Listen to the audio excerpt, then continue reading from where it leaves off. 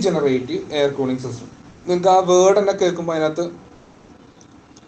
ഇന്ന് നമ്മൾ ഡിസ്കസ് ചെയ്യുന്ന ടോപ്പിക്കാണ് റീജനറേറ്റീവ് എയർ കൂളിംഗ് സിസ്റ്റം അല്ലെങ്കിൽ regenerative system. Regenerative air cooling system അല്ലെങ്കിൽ റീജനറേറ്റീവ് സിസ്റ്റം. അപ്പോൾ ആ ടേം തന്നെ നിങ്ങൾക്ക് എല്ലാവർക്കും കേൾക്കുമ്പോൾ തന്നെ എന്താ തോന്നുന്നത്? എന്താണ് ഒരു റീജനറേഷൻ? നിങ്ങൾ ഓൾറെഡി തെർമൽ എഞ്ചിനീയറിംഗ് ഒക്കെ പഠിച്ചിട്ടുണ്ട് അല്ലേ? തെർമൽ എഞ്ചിനീയറിംഗിനകത്ത് നമ്മൾ എന്ത് പഠിച്ചിട്ടുണ്ട്? റീജനറേറ്റീവ് സൈക്കിൾസ് ഒക്കെ പഠിച്ചിട്ടുണ്ട് അല്ലേ?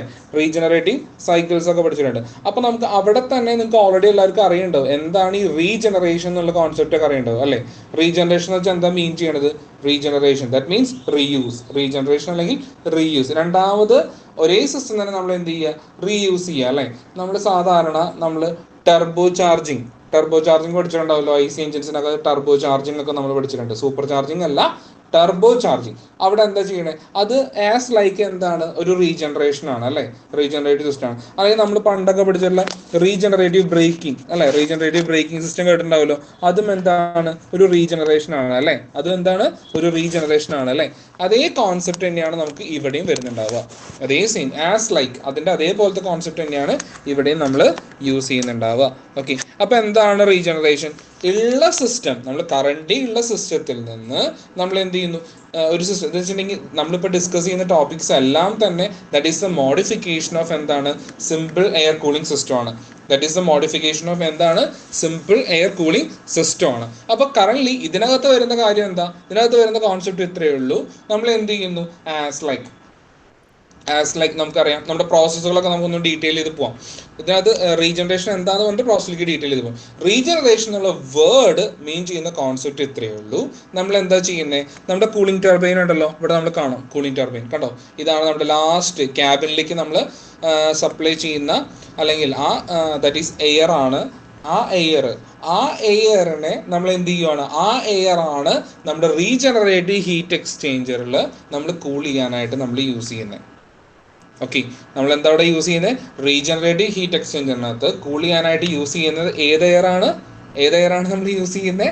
നമ്മുടെ കൂളിംഗ് ടർബൈൻ്റെ എക്സിറ്റിൽ വരുന്ന അതേ എയർ ആണ് റീജനറേറ്റീവ് ഹീറ്റ് എക്സ്ചേഞ്ചറിനകത്ത് യൂസ് ചെയ്യുന്നത്. അങ്ങനെ യൂസ് ചെയ്യുന്നത് കൊണ്ടാണ് നമ്മൾ അതിന് എന്ത് പേര് വിളിക്കുന്നത്? Regenerative air cooling or regenerative air refrigeration system അല്ലെങ്കിൽ റീജനറേറ്റീവ് സിസ്റ്റം ഇങ്ങനെയൊക്കെ വിളിക്കുന്നത്. ഓക്കെ, എന്താണ്? നമുക്ക് നോർമലി ക്യാബിനിലോട്ട് നമ്മൾ സപ്ലൈ ചെയ്യുന്ന കൂളിംഗ് ടർബൈനിലേക്ക് നമ്മൾ എക്സ്പാൻഷൻ കഴിഞ്ഞ് കൂളിംഗ് ടർബൈനിൽ നിന്ന് സപ്ലൈ ചെയ്യുന്ന ലോ പ്രഷർ ആൻഡ് ലോ ടെമ്പറേച്ചറുകളായിട്ടുള്ള എയർ ആണ് നമ്മുടെ റീജനറേറ്റീവ് ഹീറ്റ് എക്സ്ചേഞ്ചറിനകത്ത് നമ്മൾ കൂൾ ചെയ്യാനായിട്ട് യൂസ് ചെയ്യുന്നത്. റീജനറേറ്റീവ് ഹീറ്റ് എക്സ്ചേഞ്ചറിനകത്ത് കൂൾ ചെയ്യാനായിട്ട്. അതാണ് നോർമൽ സിസ്റ്റവും ഈ സിസ്റ്റവും തമ്മിലുള്ള വ്യത്യാസം. ഓക്കെ, അല്ലെങ്കിൽ നമ്മൾ സാധാരണ പറയുന്നു, നമ്മൾ ഉദാഹരണം പറയുവാണ്, ബൂട്ട് സ്ട്രാപ്പ് എയർ കൂളിംഗ് കഴിഞ്ഞ് ബൂട്ട് സ്ട്രാപ്പ് എയർ കൂളിംഗ് എടുത്തു അല്ലെങ്കിൽ സിമ്പിൾ എയർ കൂളിംഗ് എടുത്തു. അവിടെ നമ്മൾ സിമ്പിൾ എയർ ഇവാപറേറ്റീവ് കൂളിംഗ് എടുക്കുന്നു. അവിടെ ഒരു ഹീറ്റ് എക്സ്ചേഞ്ചർ ആണ് അല്ലേ? പക്ഷെ അവിടെ നമ്മൾ കൂൾ ചെയ്യാനായിട്ട് യൂസ് ചെയ്യുന്നത് എന്താ? വേറൊരു എക്സ്റ്റേണൽ ലിക്വിഡ് ആണ്. ചിലപ്പോൾ ഒരു അമോണിയ ആവാൻ വേറെ ഏതെങ്കിലും ഒരു റെഫ്രിജറൻറ്റോ കൂളൻ്റോ ഒക്കെ യൂസ് ചെയ്തിട്ടാണ് നമ്മൾ എന്ത് ചെയ്യുന്നുണ്ടാവുക? കൂൾ ചെയ്യുന്നുണ്ടാവുക. പക്ഷേ റീജനറേഷനകത്ത് വരുമ്പോൾ ഒരു വ്യത്യാസമേ ഉള്ളൂ. അവിടെ അതാ പറഞ്ഞത്, ഇതൊക്കെ നമ്മൾ ആസ് യൂഷ്വൽ നമ്മൾ പണ്ട് പഠിച്ച തെർമലായിട്ട് റിലേറ്റഡ് ആണ് അല്ലേ? തെർമലിൽ പഠിക്കുന്ന സൈക്കിൾസ്, അതുപോലെ റീജനറേറ്റീവ് സൈക്കിൾ അതേ സംഭവം തന്നെ നമ്മൾ എന്ത് ചെയ്യുന്നു?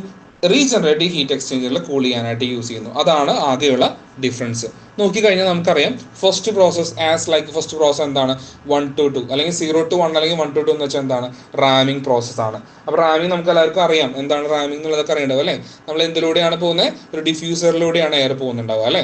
അപ്പോൾ ഈ ഡിഫ്യൂസറിലോട്ട് പോകുമ്പോൾ എന്തുണ്ടാവും? എയറിൻ്റെ പ്രഷർ എന്ത് ചെയ്യും? ഇൻക്രീസ് ചെയ്യും. അത് ഒരു ഐസെൻട്രോപിക് പ്രോസസ് ആണ്, ഐഡിയൽ പ്രോസസ് ആയിട്ടാണ് നമ്മൾ കൺസിഡർ ചെയ്യുന്നത്. ഓക്കെ, അതാണ് റാമിംഗ് പ്രോസസ്. അപ്പോൾ നമ്മൾ എന്ത് ചെയ്തു? പ്രഷർ ഇൻക്രീസ് ചെയ്തു. സെക്കൻഡ് വൺ നമ്മൾ ഏതിലൂടെയാണ് പോകുന്നത്? മെയിൻ കംപ്രസറിലൂടെയാണ് പോകുന്നത്. മെയിൻ കംപ്രസറിൽ എന്താ നടക്കുന്നത്? ഐസെൻട്രോപിക് കംപ്രഷൻ ആണ് നടക്കുന്നത്. അപ്പോൾ 1 to 2 എന്താണ്? ഐസെൻട്രോപിക് കംപ്രഷൻ ആണ്. അടുത്തത് അത് കഴിഞ്ഞാൽ നെക്സ്റ്റ് പ്രോസസ് എന്താ? 2 to 3.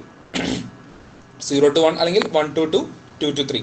നെക്സ്റ്റ് 3 to 4 ആണെന്ന് വെക്കാം. 3 to 4 എന്ന് വെച്ചാൽ പ്രൈമറി ഹീറ്റ് എക്സ്ചേഞ്ചർ ആണ്. പ്രൈമറി ഹീറ്റ് എക്സ്ചേഞ്ചറിനകത്ത് നമ്മൾ എയർ കൂൾ ചെയ്യാനായിട്ട് യൂസ് ചെയ്യുന്നത് ഏത് എയർ ആണ്? റാംഡ് എയർ ആണ്. റാംഡ് എയർ ആണ് നമ്മൾ ഇതിനകത്ത് യൂസ് ചെയ്യുന്നുണ്ടാവുക. പ്രൈമറി ഹീറ്റ് എക്സ്ചേഞ്ചറിനകത്ത് കൂൾ ചെയ്യാനായിട്ട് നമ്മൾ യൂസ് ചെയ്യുന്നുണ്ടാവുക. അതിന് നമ്മൾ പറയുന്ന പേരാണ് constant pressure heat rejection process. Constant pressure heat rejection or constant pressure cooling process. Constant pressure heat rejection process and constant pressure എന്താണ്? Cooling process. ഇനി നെക്സ്റ്റ് നമുക്ക് എന്ത് ചെയ്തു? പ്രഷർ ടെമ്പറേച്ചറും കുറഞ്ഞു. ഇനി അതിന് നമുക്ക് അതിൻ്റെ ടെമ്പറേച്ചർ കുറച്ചുകൂടെ നമുക്ക് കുറയ്ക്കണം എന്ന് വിചാരിക്കാം. അപ്പോഴാണ് നമ്മൾ നമ്മൾ ചെയ്യേണ്ടി വരിക, again regenerative heat exchanger use ചെയ്യേണ്ടി വരിക. അപ്പോൾ നെക്സ്റ്റ് നമ്മൾ എന്തിലേക്കാണ് പോകുന്നത്? റീജനറേറ്റീവ് ഹീറ്റ് എക്സ്ചേഞ്ചർ ആണ്. സെയിം കോൺസെപ്റ്റ് തന്നെയാണ്, റീജനറേറ്റീവ് ഹീറ്റ് എക്സ്ചേഞ്ചർ ആണ്. അപ്പോൾ റീജനറേറ്റീവ് ഹീറ്റ് എക്സ്ചേഞ്ചർ അഗെയിൻ എന്ത് തന്നെയാണ്? കോൺസ്റ്റന്റ് പ്രഷർ ഹീറ്റ് റിജക്ഷൻ തന്നെയാണ്. കോൺസ്റ്റന്റ് പ്രഷർ ഹീറ്റ് റിജക്ഷൻ തന്നെയാണ്. പക്ഷേ പ്രത്യേകത എന്താണ്? നമ്മുടെ കൂളിംഗ് ടർബൈൻ്റെ എക്സിറ്റിൽ നിന്ന് വരുന്ന കൂൾഡ് എയർ ആണ് നമ്മൾ എന്ത് ചെയ്യാനായിട്ട് യൂസ് ചെയ്യുന്നത്? അതിൻ്റെ ഒരു പോർഷനാണ്, അതിൻ്റെ ഒരു പോർഷൻ, മൊത്തമല്ല, അതിൻ്റെ ഒരു പോർഷനാണ് നമ്മൾ എന്ത് കൂൾ ചെയ്യാനായിട്ട് യൂസ് ചെയ്യുന്നത്? റീജനറേറ്റീവ് ഹീറ്റ് എക്സ്ചേഞ്ചറിനകത്ത് എന്ത് ചെയ്യാനായിട്ട് യൂസ് ചെയ്യുന്നത്? കൂൾ ചെയ്യാനായിട്ട് യൂസ് ചെയ്യുന്നത്. ഓക്കെ ആണല്ലോ? That is constant pressure cooling process. നമുക്ക് ലാസ്റ്റ് പ്രോസസ്സ് നമുക്ക് വരുന്നതാണ് 5 to 6 നമുക്ക് വരുന്നതാണ് എന്തെന്നുള്ളത്? എക്സ്പാൻഷൻ. എക്സ്പാൻഷൻ എന്ന് വെച്ചാൽ എന്താണ്? Isentropic expansion. അപ്പോൾ നമുക്കറിയാം, ചിലപ്പോൾ നമ്മുടെ എന്ത് ഉണ്ടാവും? ടെമ്പറേച്ചർ കുറഞ്ഞിട്ടാവും, ചിലപ്പോൾ പ്രഷർ കുറഞ്ഞിട്ട്. പ്രഷറും ടെമ്പറേച്ചർ നമുക്ക് എന്ത് ചെയ്യണം? നമുക്ക് കുറയ്ക്കണം. അപ്പോൾ അതിന് നമ്മൾ എന്ത് ചെയ്തു? എക്സ്പാൻഷൻ പ്രോസസ്സ് യൂസ് ചെയ്യുന്നു, അല്ലേ? എക്സ്പാൻഷൻ. അപ്പോൾ എക്സ്പാൻഡ് ചെയ്യുമ്പോൾ എന്ത് സംഭവിക്കും? പ്രഷർ റെഡ്യൂസ് ചെയ്യും. പ്രഷർ റെഡ്യൂസ് ചെയ്യുമ്പോൾ ഓട്ടോമാറ്റിക്കലി എന്ത് റെഡ്യൂസ് ചെയ്യും? ടെമ്പറേച്ചറും കൂടെ റെഡ്യൂസ് ചെയ്യും. എക്സ്പാൻഡ് ചെയ്യുമ്പോൾ എന്താണ്? പ്രഷർ റെഡ്യൂസ് ചെയ്യുന്നു, അതിനൊപ്പം തന്നെ എന്ത് ചെയ്യുന്നു? ടെമ്പറേച്ചർ റെഡ്യൂസ് ചെയ്യുന്നു. ഇനി ഇവിടെ ശ്രദ്ധിക്കുക, ഇനി ഇതാണ് നമ്മൾ എന്തിനകത്ത് സപ്ലൈ ചെയ്യുന്നത്? ക്യാബിനകത്ത് സപ്ലൈ ചെയ്യുന്നത്. ഇനി ഇവിടെ ശ്രദ്ധിക്കേണ്ട ഒരു കാര്യമുണ്ട്, ഇവിടെ നമ്മൾ എക്സ്പാൻഡ് ചെയ്യാനായിട്ട് നമ്മൾ യൂസ് ചെയ്യുന്ന ബ്ലോവർ അല്ലെങ്കിൽ എയർ കൂളർ ഫാൻ ഇവിടെ യൂസ് ചെയ്യുന്നുണ്ട്, അല്ലേ? ഈ എയർ കൂളർ, ഇതിന് നമ്മൾ റീജനറേഷൻ പറയാം വേണമെങ്കിൽ. ഈ എയർ കൂളർ ഫാനിലേക്ക് നമ്മൾ സപ്ലൈ ചെയ്യുന്നത് എന്ത് എയർ ആണ്? കൂടുതലും എക്സ്റ്റേണൽ വർക്ക് അല്ല, നമ്മൾ എന്താ യൂസ് ചെയ്യുന്നത്? പ്രൈമറി ഹീറ്റ് എക്സ്ചേഞ്ചറിനകത്ത് വരുന്ന എയർ ആണ് ഇതിനകത്ത് നമ്മൾ സപ്ലൈ ചെയ്യുന്നത്. കൂളിംഗ് എയർ ഫാനിനകത്ത് നമ്മൾ സപ്ലൈ ചെയ്യുന്നത്, എക്സ്പാൻഷനായിട്ട് സപ്ലൈ ചെയ്യുന്നത്. എക്സ്പാൻഷനകത്ത് അല്ലെങ്കിൽ ആ ബ്ലോവറിനകത്ത് നമ്മൾ എയർ സർക്കുലേഷൻ കൂട്ടാനായിട്ട് നമ്മൾ സപ്ലൈ ചെയ്യുന്നത് എന്താണ്? ഈ പ്രൈമറി ഹീറ്റ് എക്സ്ചേഞ്ചറിനകത്ത് വരുന്ന എയർ ആണ് നമ്മൾ യൂസ് ചെയ്യുന്നത്. ഇതാണ് that is a entire system of എന്തെന്നുള്ളത്?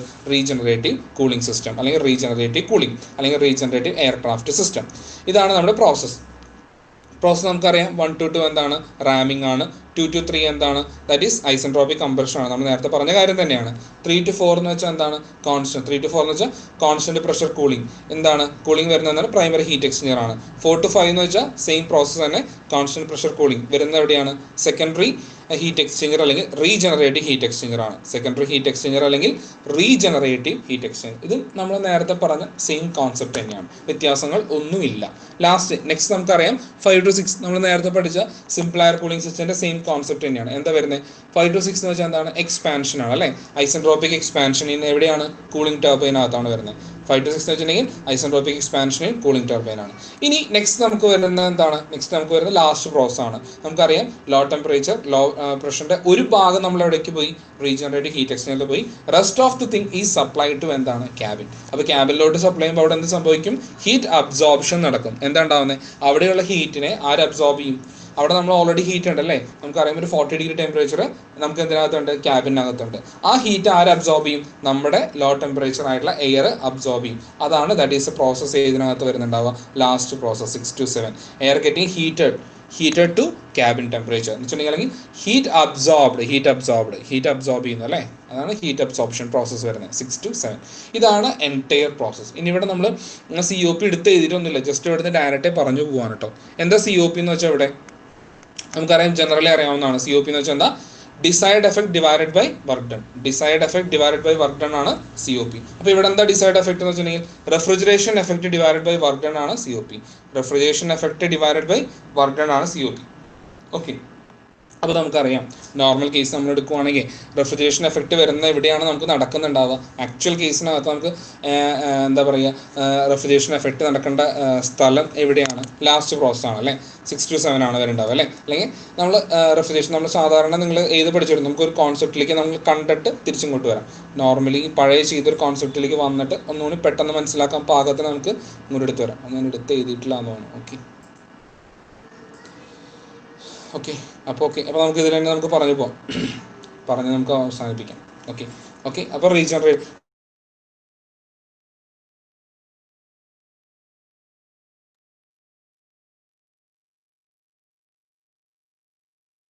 അപ്പോൾ നമുക്കറിയാം ഡിസൈഡ് എഫക്റ്റ്. നമുക്കിവിടെ വരുന്ന കോൺസെപ്റ്റ് ഇത്രയേ ഉള്ളൂ, ഡിസൈഡ് എഫക്റ്റ്. നമുക്ക് എന്ത് ചെയ്തു? Air getting heat. Net connect voice audible ആണോ? Is it audible?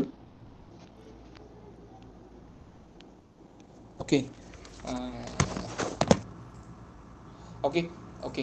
അപ്പോൾ ഇതാണ് നോർമൽ കേസ്. എനിക്ക് ഇടയ്ക്ക് ഒരു കോൾ വന്നത്, sorry for the inconvenience. Call വന്നപ്പം ഒന്ന് ഞാൻ ഡിസ്റ്റർബ്ഡ് ആയെന്ന് സംശയം തോന്നി, അതാണ് ചോദിച്ചത്.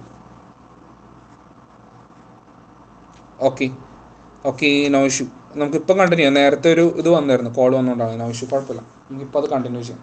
ഇത് നോർമൽ കേസ് അനുസരിച്ച് എന്താ പറയുക, ഇതിൻ്റെ എന്താ പറയുക, ഒരിക്കലും COP കണ്ടുപിടിക്കാനോ അല്ലെങ്കിൽ അങ്ങനത്തെ ഒന്നും നമുക്ക് എക്സാം പോയിന്റ് ഓഫ് വ്യൂ നമുക്ക് സാധാരണ കേസിനകത്ത് വരാറില്ല.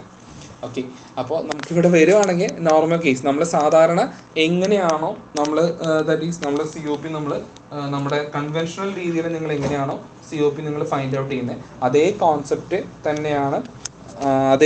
തന്നെയാണ് നമ്മൾ എവിടെ യൂസ് ചെയ്യേണ്ടത്, ഇവിടെയും യൂസ് ചെയ്യേണ്ടത്. ഇവിടെ നമുക്ക് എന്താണ്, വേറെ പ്രത്യേകിച്ച് നമുക്ക് എന്തില്ല, മാറ്റങ്ങളൊന്നും ഇല്ല. ഓക്കെ, അവിടെ നമ്മൾ എന്ത് കോൺസെപ്റ്റ് നമ്മൾ യൂസ് ചെയ്തോ സെയിം കോൺസെപ്റ്റ് തന്നെ നമ്മൾ എവിടെ യൂസ് ചെയ്യാം, ഇവിടെയും നമ്മൾ യൂസ് ചെയ്യാം.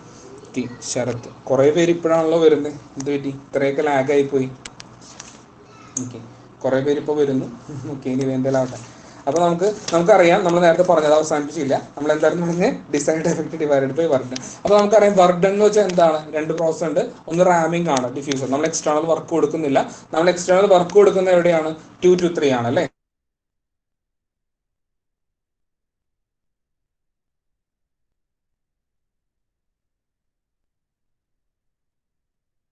അപ്പോൾ നമുക്ക് എന്തറിയാം, MCP T2 - T3 അതാണ് നമുക്ക് എന്തുള്ളത്, XCP T2 - അപ്പോൾ നമുക്കറിയാം, അത് നമുക്ക് ഓൾറെഡി അറിയാവുന്ന കോൺസെപ്റ്റ് ആണ്. ഇനി അടുത്തൊരു പ്രോസസ്സ് നമുക്ക് വരുന്നതാണ് സിമ്പിൾ എയർ കൂളിംഗിന്റെ. നെക്സ്റ്റ് നമുക്ക് അറിയണം എന്താണ്, റെഫ്രിജറേഷൻ എഫക്ട് നമുക്ക് അറിയണം. അപ്പോൾ റെഫ്രിജറേഷൻ എഫക്ട് എന്ന് പറഞ്ഞാൽ നമുക്ക് വരുന്നത് എന്താണ്, റെഫ്രിജറേഷൻ എഫക്ട് എന്ന് വെച്ചിട്ടുണ്ടെങ്കിൽ നമുക്ക് നടക്കുന്നത് ക്യാബിനിലേക്ക് സപ്ലൈ ചെയ്യുന്ന എയർ ആണ്. നമ്മൾ സപ്ലൈ ചെയ്യുന്ന എയർ ആണ്. അപ്പോൾ നമുക്ക് രണ്ട് തരത്തിൽ നമുക്ക് പറയാം. സാധാരണ കേസ് നമുക്ക് പറയുകയാണെങ്കിൽ, ഇവിടെ നമുക്ക് പറയുകയാണെങ്കിൽ നോർമലി ഇവിടെ നമുക്ക് കൂളിംഗ് ടർബൈൻ 6 വരെയാണ് നമുക്ക് എന്ത് വരുന്നത്, എക്സ്പാൻഷൻ വരുന്നത്. ഒന്നുമില്ല, നമുക്ക് 6 to 7 എന്നോ അല്ലെങ്കിൽ 6 to 1 എന്നോ 6 to 7 എന്നോ 6 to 1 ആണ് നമ്മൾ എന്ത് വരുന്നുണ്ടാവുക, റെഫ്രിജറേഷൻ എഫക്ട് വരുന്നുണ്ടാവുക. അപ്പോൾ നമുക്ക് എങ്ങനെ പറയാം, ഒന്നുമില്ലെങ്കിൽ നമുക്ക് എങ്ങനെ പറയാം, T7 - T6 ഡിവൈഡഡ് ബൈ എന്ത് പറയാം, T3 - T2. മനസ്സിലായല്ലോ, T7 - T6 divided by T3 - T2. നമുക്ക് എന്ത് ചെയ്യാം, ഈ MCP എന്നുള്ളത് കോമൺ ആയിട്ടുള്ള കാര്യങ്ങളാണ്, നമുക്ക് കട്ട് ചെയ്യാം, അത് പറയേണ്ട കാര്യമില്ലല്ലോ, നോർമൽ കേസാണ്. ഇതാണ് that is the COP of എന്തെന്നുള്ളത്, റീജനറേറ്റീവ് സിസ്റ്റം എന്നുള്ളത്. ഇനി നെക്സ്റ്റ് നമുക്ക് പഠിക്കാനുള്ള ഒരൊറ്റ സിമ്പിൾ സിസ്റ്റം ആണ് നമുക്ക് പഠിക്കാനുള്ളത്. ദാറ്റ് ഈസ് സിമ്പിൾ അല്ല, കുറച്ച് കോംപ്ലിക്കേറ്റഡ് എങ്കിലും കുഴപ്പമില്ല, ഇറ്റ്സ് നത്തിങ് ബട്ട് ഈസി. നമുക്കറിയാം റെഡ്യൂസ്ഡ് ആംബിയൻ സിസ്റ്റം. എന്താണ് ആ വേർഡ് മീൻ ചെയ്യുന്നത്, റെഡ്യൂസ്ഡ് ആംബിയൻ. ഒരു വേർഡ് എന്താ മീൻ ചെയ്യുന്നുണ്ടാവും, റെഡ്യൂസ്ഡ് ആംബിയൻ എന്ന് പറയുമ്പോൾ എന്താ ഉദ്ദേശിക്കുന്നത്, ആംബിയൻ കണ്ടീഷനേക്കാളും പ്രഷറും ടെമ്പറേച്ചറും റെഡ്യൂസ് ചെയ്യുകയാണെങ്കിൽ, ആംബിയൻ കണ്ടീഷനേക്കാളും പ്രഷറും ടെമ്പറേച്ചറും റെഡ്യൂസ് ചെയ്യുകയാണെങ്കിൽ അതിനെ നമ്മൾ പറയുന്ന പേരാണ് റെഡ്യൂസ്ഡ് ആംബിയൻ സിസ്റ്റം. നമ്മൾ സാധാരണ എക്സിറ്റ് കണ്ടീഷൻ ഓഫ് ടർബൈനിന് നമ്മൾ എക്സ്പാൻഷൻ നമ്മൾ എക്സിറ്റ് ചെയ്യുമ്പോൾ അതിൻ്റെ പ്രഷറും ടെമ്പറേച്ചറും നമ്മുടെ കണ്ടീഷൻ ഏതാണോ, ആംബിയൻ കണ്ടീഷൻ ഏതാണോ ആ കണ്ടീഷനേക്കാളും താഴെയാണ് മെയിൻറ്റെയിൻ ചെയ്യുന്നതെങ്കിൽ അതിനെ നമ്മൾ ജനറലി പറയുന്ന പേരാണ് റെഡ്യൂസ്ഡ് ആംബിയൻ സിസ്റ്റം. അതിന് നമ്മൾ പറയുന്ന പേരാണ് റെഡ്യൂസ്ഡ് ആംബിയൻ സിസ്റ്റം. ഇനി കൊച്ചു ഡിഫറൻസസ് ആണ് അവിടെ നമുക്ക് വരുന്നുണ്ടാവുക. നോർമലി കാണുന്ന പോലെ തന്നെ 2 ടർബൈൻസ് ആണ് നമ്മൾ ഇതിനകത്ത് യൂസ് ചെയ്യുന്നുണ്ടാവുക. നമ്മൾ നോർമലി റെഡ്യൂസ്ഡ് ആംബിയൻ സിസ്റ്റത്തിനകത്ത് നമ്മൾ യൂസ് ചെയ്യുന്നുണ്ടാവുക. റെഡ്യൂസ്ഡ് ആംബിയൻ സിസ്റ്റത്തിൽ നമ്മൾ എന്താ യൂസ് ചെയ്യുന്നുണ്ടാവുക, 2 ടർബൈൻസ് ആണ് നമ്മൾ യൂസ് ചെയ്യുന്നുണ്ടാവുക. ഒരു കൂളിംഗ് ടർബൈൻ നമ്മൾ യൂസ് ചെയ്യുന്നുണ്ട്, രണ്ടാമത് ഒരു സെക്കൻഡ് കൂളിംഗ് ടർബൈൻ നമ്മൾ യൂസ് ചെയ്യുന്നുണ്ട്. അപ്പോൾ നമുക്കറിയാം ഫസ്റ്റ് പ്രോസസ് എന്ന് വെച്ചാൽ നോർമലി കാണുന്ന പോലെ തന്നെ ഫസ്റ്റ് പ്രോസസ് റാമിംഗ് പ്രോസസ് ആണ്.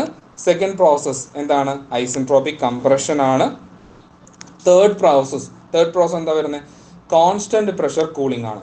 തേർഡ് പ്രോസസ് നമുക്ക് വരുന്നത് കോൺസ്റ്റന്റ് പ്രഷർ കൂളിംഗ് ആണ്. ഒരു വ്യത്യാസമുണ്ട്, നമ്മൾ സാധാരണ ചെയ്യുമ്പോൾ ഡയറക്റ്റ് റാമെയർ ആണ് യൂസ് ചെയ്യുന്നത്. കൂൾ ചെയ്യാനായിട്ട് യൂസ് ചെയ്യുന്നത്. പക്ഷേ ഇവിടെ കുറച്ച് ഡിഫറൻസസ് ഉണ്ട്. ഇവിടെ നമ്മൾ അതിനേക്കാളും പ്രഷർ നമ്മൾ കുറയ്ക്കേണ്ട ആവശ്യകത ഉള്ളതുകൊണ്ട്, പ്രഷറും ടെമ്പറേച്ചറും കുറയ്ക്കേണ്ട ആവശ്യകത ഉള്ളതുകൊണ്ട് നമ്മൾ എന്ത് യൂസ് ചെയ്യുന്നു, ഇവിടെ നമ്മൾ യൂസ് ചെയ്യുന്നത് എന്താണ്, റാം ടയറിനെ നമ്മൾ എന്ത് ചെയ്യുകയാണ്, ഫസ്റ്റ് നമ്മൾ എക്സ്പാൻഡ് ചെയ്യിക്കുവാണ്. റാം ടയറിനെ നമ്മൾ ഫസ്റ്റ് കൂളിംഗ് ടർബൈനിലൂടെ എക്സ്പാൻഡ് ചെയ്യിക്കുവാണ്. അപ്പോൾ എക്സ്പാൻഡ് ചെയ്തപ്പോൾ എന്ത് സംഭവിച്ചു, അതിൻ്റെ പ്രഷർ കോൺസിക്യൂട്ടീവ് ആയിട്ട് എന്ത് ചെയ്തു, ഡൗൺ ആയി. ആ പ്രഷർ ഡൗൺ ആയപ്പോൾ അതിൻ്റെ എന്തും ഡൗൺ ആയിട്ടുണ്ടാവും, ടെമ്പറേച്ചറും ഡൗൺ ആയിട്ടുണ്ടാവും. ആ എയർ ആണ് നമ്മൾ ഇതിനകത്ത് യൂസ് ചെയ്യുന്നത്, ഫസ്റ്റ് ഹീറ്റ് എക്സ്ചേഞ്ചറിനകത്ത് യൂസ് ചെയ്യുന്നത്. ഫസ്റ്റ് അല്ല, ഒരു ഹീറ്റ് എക്സ്ചേഞ്ചർ ഉള്ളൂ, ഹീറ്റ് എക്സ്ചേഞ്ചറിനകത്ത് നമ്മൾ യൂസ് ചെയ്യുന്നത്. അപ്പോൾ എന്താ ഗുണം, അപ്പോൾ നമ്മുടെ നോർമലി നമ്മൾ കൺവെൻഷനിൽ നമ്മൾ ചെയ്യുന്ന മെത്തേഡിനേക്കാളും ടെമ്പറേച്ചർ എവിടെ കുറവായിരിക്കണം, ഇവിടെ കുറവായിരിക്കണം. കൺവെൻഷനിൽ ചെയ്യുന്ന മെത്തേഡിനേക്കാളും നമുക്ക് ഇവിടെ വരുന്ന ഔട്ട്ലെറ്റിൽ വരുന്ന ടെമ്പറേച്ചർ എന്തായിരിക്കണം, ഡൗൺ ആയിരിക്കണം. ശ്രദ്ധിക്കുക. ശ്രദ്ധിക്കാം, ഇവിടെ നമ്മൾ യൂസ് ചെയ്യുന്ന കോൺസ്റ്റന്റ് പ്രഷർ കൂളിംഗ് എന്നുള്ളത് അടുത്തത് ഫസ്റ്റ് ഹീറ്റ് എക്സ്ചേഞ്ചർ കഴിഞ്ഞാൽ നെക്സ്റ്റ് നമ്മൾ എയർ സപ്ലൈ ചെയ്യുന്നത് സെക്കൻഡറി ടർബൈനിലോട്ടാണ്. എന്തിലേക്ക് നമ്മൾ സപ്ലൈ ചെയ്യുന്നത്? സെക്കൻഡറി കൂളിംഗ് ടർബൈനിലേക്കാണ്. എന്താ കാര്യം? നമ്മൾ നേരത്തെ പറഞ്ഞു നമുക്ക് എന്താ വേണ്ടത്? ഇവിടെ നമുക്ക് പേര് തന്നെ നമുക്കറിയാം എന്താണ്? Reduced ambient. നോർമൽ ആംബിയനേക്കാളും പ്രഷറും ടെമ്പറേച്ചറും നമുക്ക് എന്ത് ചെയ്യണം? റെഡ്യൂസ് ചെയ്യണം. അപ്പോൾ ഇവിടെ എന്താ ചെയ്യണം എന്ന് വെച്ചാൽ എഗെയിൻ ഇപ്പോൾ നമ്മൾ ഓൾറെഡി എന്ത് ചെയ്തു? ചിലപ്പോൾ നമുക്ക് ആംബിയൻ കണ്ടീഷനിലേക്ക് അകത്തൊക്കെ നമുക്ക് എന്ത് വന്നു? പ്രഷറും ടെമ്പറേച്ചറൊക്കെ നമുക്ക് എവിടെ വന്നിട്ടുണ്ടാവും? ഫസ്റ്റ് ഹീറ്റ് എക്സ്ചേഞ്ചർ കഴിഞ്ഞപ്പോൾ തന്നെ ഹീറ്റ് എക്സ്ചേഞ്ചറിനകത്ത് തന്നെ നമുക്ക് എന്ത് വന്നിട്ടുണ്ടാവും? ടെമ്പറേച്ചറും പ്രഷറും ഡൗൺ ചെയ്തിട്ടുണ്ടാവും. ഓക്കെ, പക്ഷെ അത് ചിലപ്പോൾ എന്താവണമെന്നില്ല, സഫീഷ്യൻ്റ് ആവണമെന്നില്ല. അപ്പോൾ നമുക്ക് റെഡ്യൂസ്ഡ് ആംബിയൻ്റ് ആയതുകൊണ്ട് എഗെയിൻ നമ്മൾ എന്ത് ചെയ്യുവാണ്? വിച്ച് ഈസ് എഗെയിൻ എന്താണ്? എക്സ്പാൻഡഡ് ഇൻ എന്താണ്? Secondary cooling turbine. നമ്മൾ എന്ത് ചെയ്യുവാണ്? സെക്കൻഡറി കൂളിംഗ് ടർബൈനകത്ത് എഗെയിൻ എന്ത് ചെയ്യുവാണ്? ഇതിന് നമ്മൾ എക്സ്പാൻഡ് ചെയ്യുവാണ്. അപ്പോൾ സെക്കൻഡറി കൂളിംഗ് ടർബൈനകത്ത് എക്സ്പാൻഡ് ചെയ്യുമ്പോൾ എന്ത് സംഭവിക്കും? ഓട്ടോമാറ്റിക്കലി എക്സ്പാൻഷൻ പ്രോസസ് അല്ലേ? നമ്മൾ എന്ത് ചെയ്യുന്നു? സിലിണ്ടറിനകത്ത് എക്സ്പാൻഡ് ചെയ്യുമ്പോൾ എന്തുണ്ടാവും? വോളിയം ഇൻക്രീസ് ചെയ്യും. അതേ സംഭവം തന്നെ എക്സ്പാൻഡ് ചെയ്യുമ്പോൾ പ്രഷർ കുറഞ്ഞു, ടെമ്പറേച്ചർ റെഡ്യൂസ് ചെയ്തു. ഇതേ സംഭവം തന്നെയാണ് നമുക്ക് വരുന്നത്. അപ്പോൾ എന്ത് സംഭവിക്കും? അപ്പോൾ നമുക്ക് ഔട്ട്ലെറ്റിൽ വരുന്ന ടെമ്പറേച്ചർ സെക്കൻഡറി കൂളിംഗ് ടർബൈനിലൂടെ നമ്മൾ എക്സ്പാൻഡ് ചെയ്ത് പോകുമ്പോൾ എന്ത് സംഭവിക്കുന്നുണ്ടോ? ടെമ്പറേച്ചർ റെഡ്യൂസ്ഡ് വെച്ചിട്ടുണ്ടെങ്കിൽ ആംബിയൻ കണ്ടീഷനേക്കാളും താഴെയാണ് നമുക്ക് എന്ത് വരുന്നുണ്ടാവുക? രണ്ട് എക്സ്പാൻഷൻ കഴിഞ്ഞ് വരുന്നതുകൊണ്ട് ടെമ്പറേച്ചർ ഡൗൺ ആയിരിക്കും. കമ്പാരിറ്റീവ്ലി റെഡ്യൂസ്ഡ് ആംബിയൻ ടെമ്പറേച്ചറിനേക്കാളും താഴെയായിരിക്കും വരുന്നുണ്ടാവുക. ഈ സിസ്റ്റത്തിനെയാണ് നമ്മൾ എന്ത് പറയാം? റെഡ്യൂസ്ഡ് ആംബിയൻ സിസ്റ്റം എന്ന് പറയാം. ഇതിനെയാണ് നമ്മൾ എന്ത് പറയുന്നത്? റെഡ്യൂസ്ഡ് ആംബിയൻ സിസ്റ്റം എന്ന് പറയാം. ഇനി ഇതിനൊരു പ്രത്യേകതയുണ്ട്. ഇതിന്റെ പ്രത്യേകത വരുന്ന കോൺസെപ്റ്റ് എത്രയേ ഉള്ളൂ. നമ്മൾ ഇതിനകത്ത് യൂസ് ചെയ്യുന്ന എല്ലാം നമ്മൾ ഇന്റർ കണക്റ്റഡ് ആണ്. ശ്രദ്ധിക്കാം, ഇതെല്ലാം നമ്മൾ എന്താ യൂസ് ചെയ്യുന്നത്? ടർബൈൻസ് എല്ലാം ഇന്റർ കണക്റ്റഡ് ആണ്. മനസ്സിലായോ? നമുക്ക് എന്താണ് ടർബൈൻസ് എല്ലാം ഇന്റർ കണക്റ്റഡ് ആണെന്ന് പറയാൻ കാരണം, ഇപ്പൊ നമുക്ക് നമ്മുടെ റാം ടയർ ഉണ്ട്, നോക്കിക്കഴിഞ്ഞാൽ കാണാം ടർബൈൻസിനകത്ത് നമ്മൾ ഒരേ പവർ തന്നെയാണ് നമ്മൾ എന്ത് ചെയ്യുന്നു? റിഡക്ഷൻ ഗിയർ യൂസ് ചെയ്ത് ഏതിനകത്തൊക്കെ യൂസ് ചെയ്യുന്നത്? നമ്മൾ പ്രൈമറി ടർബൈനും സെക്കൻഡറി ടർബൈനും അല്ലെങ്കിൽ നമ്മൾ വരുന്ന എക്സോസ്റ്റ് ഫാനും എല്ലാം റൺ ചെയ്യുന്ന എന്താണ്? ഒറ്റ സിംഗിൾ സിസ്റ്റം അല്ലെങ്കിൽ സിംഗിൾ പവർ യൂസേജ് ആണ് നമ്മൾ ചെയ്യുന്നത് അല്ലേ? നിങ്ങൾ നോക്കുമ്പോൾ കാണാം അല്ലേ? കംപ്രസ്ഡ് എയർ നമ്മൾ പോകുന്നുണ്ട്, ഇനി എന്ത് ചെയ്യുന്നത്? ഹീറ്റ് എക്സ്ചേഞ്ചറിലേക്ക് പോകുന്നുണ്ട്, അല്ലെങ്കിൽ ഓക്സിലറി ടർബൈനിലേക്ക് പോകുന്നുണ്ട്. അപ്പോൾ നമ്മൾ എന്താ അവിടെ ചെയ്യുന്നത്?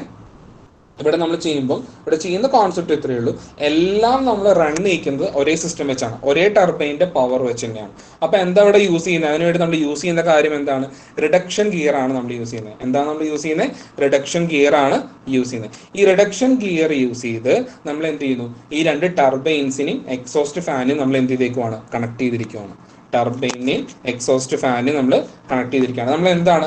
എക്സ്റ്റേണൽ ആയിട്ട് വേറൊരു പവർ സോഴ്സ് നമുക്ക് അതിന് ആവശ്യകതയില്ല. ഒറ്റ സിംഗിൾ സിസ്റ്റത്തിന്റെ പവർ തന്നെയാണ് ഈക്വലി നമ്മൾ എന്ത് ചെയ്തിരിക്കുന്നത്? ഡിസ്ട്രിബ്യൂട്ട് ചെയ്തിരിക്കുന്നത്. അതാണ് അടുത്തൊരു ഡിഫറൻസ് നമുക്ക് ഇവിടെ വരുന്നുണ്ടാവുക. നമുക്ക് ജസ്റ്റ് ഒന്ന് അതിൻ്റെ ഒരു TS ഡയഗ്രം നമുക്ക് എക്സ്പ്ലെയിൻ ചെയ്ത് പോവാം.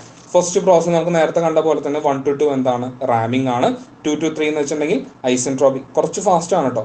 2 to 3 എന്ന് വെച്ചിട്ടുണ്ടെങ്കിൽ ഐസെൻട്രോപിക്. നമ്മൾ പറഞ്ഞ കാര്യങ്ങൾ തന്നെയല്ലേ വീണ്ടും പറയുന്നത്, വ്യത്യാസങ്ങളൊന്നുമില്ലല്ലോ. ഓക്കെ, 2 to 3 എന്ന് വെച്ചാൽ എന്താണ്? ഐസെൻട്രോപിക് കംപ്രഷൻ ആണ്.